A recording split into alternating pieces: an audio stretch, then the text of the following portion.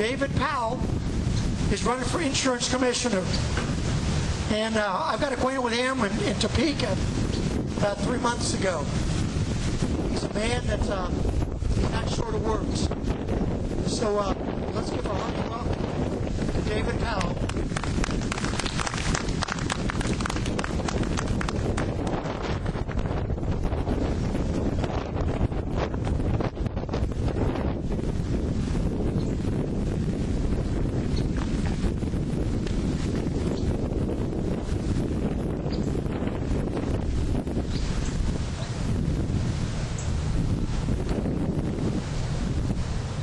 Thank you.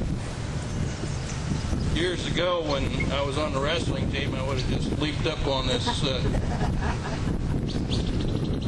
Not quite as svelte or young as I used to be.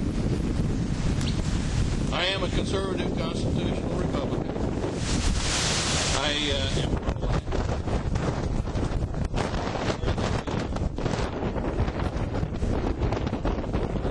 for the fair tax.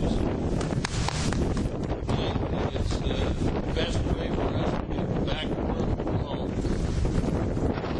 I am opposed to Obamacare because of federal mandates, and as has been said, I spent some time in Topeka over this last year testifying on behalf of the Healthcare Freedom Amendment that didn't get passed, states' rights, and the 10th Amendment. I've been in the insurance business for 33 years, and I believe in all that time that I've learned an awful lot by visiting with consumers about what they need, what their concerns are when it comes to their insurance program, whether it's health insurance, life insurance, brick and mortar, home, car, whatever it may be. I got here a little early today, so we sat in the library. And ironically, I picked up a magazine, copies of a couple of pages that I thought would kind of bring to light some of the points that I think everybody needs to understand. This is out of the July 2010 issue of National Review. It's in the library already. It's not even July of 2010. But they talk about how the government should stay out of insurance. When the government gets into insurance, everything goes, to hell in a handbasket. There are too many free rides.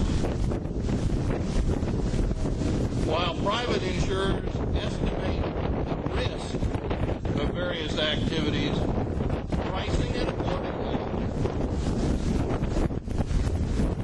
and thereby encouraging insured parties to carefully consider whether undertaking the activity is worth the cost. Government insurance does the opposite. It minimizes losses from engaging in risky activities by taxing less risky ones, encouraging hazardous practices. Things like the National Flood Insurance encourages people to build in flood zones, exposing taxpayers to huge liabilities in the event of a disaster. That's just one of them.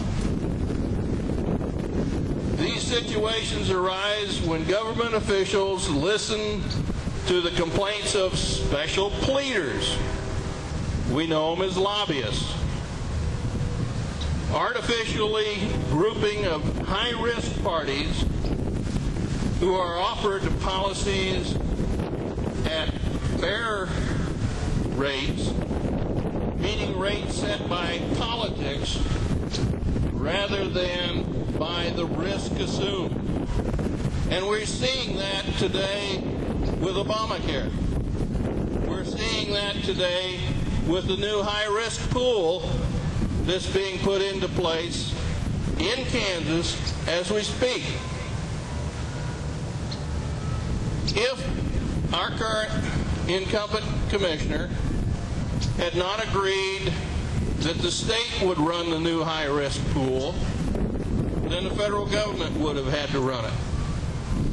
And if the $5 billion set aside runs out, then the federal government would be responsible for the shortage. But according to the law, if the state chooses to run it and we run out of money, the state is forced to continue to fund at the same level they funded the previous year. Now, according to our people that run the high-risk pool, there's about 40,000 people eligible to participate. Currently, our high-risk pool has about 2,000, 1,800, something like that. The shortage is $10 million in 2009 for less than 2,000 people. If half the eligible ones participate and the pool runs out somewhere between 2011 and 2012, as Medicare and Medicaid have both estimated, that means Kansas is going to have to fund for 2.5 years the shortage. Well, if half the people participate, that's 20,000. 20 is 10 times as much as 2,000. And we're $10 million short on 2,000 people. That makes us $100 million short on 20,000 people. I didn't like the 1-cent sales tax when it was passed just before the legislators ended the session. How many people didn't like it? This was not a part of that. Our commissioner committed Kansas to participate. That means she's committed you to $100 million a year that it isn't funded by anything at this point, which means we're dealing with more taxes somewhere between 2011 and 2012 that we don't have. We need to help this lady retire. I'm running for the office of Kansas Insurance Commissioner.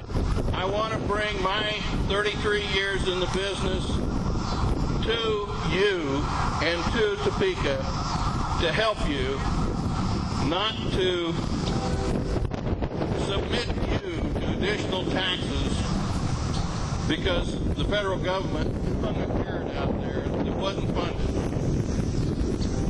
I'm asking for your vote.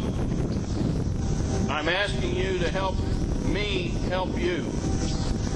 Over on my table here, we've got some palm cards that you can take. I'd like to have you take some yard signs.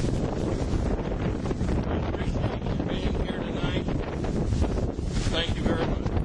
God bless you and God bless America. Thank you, David.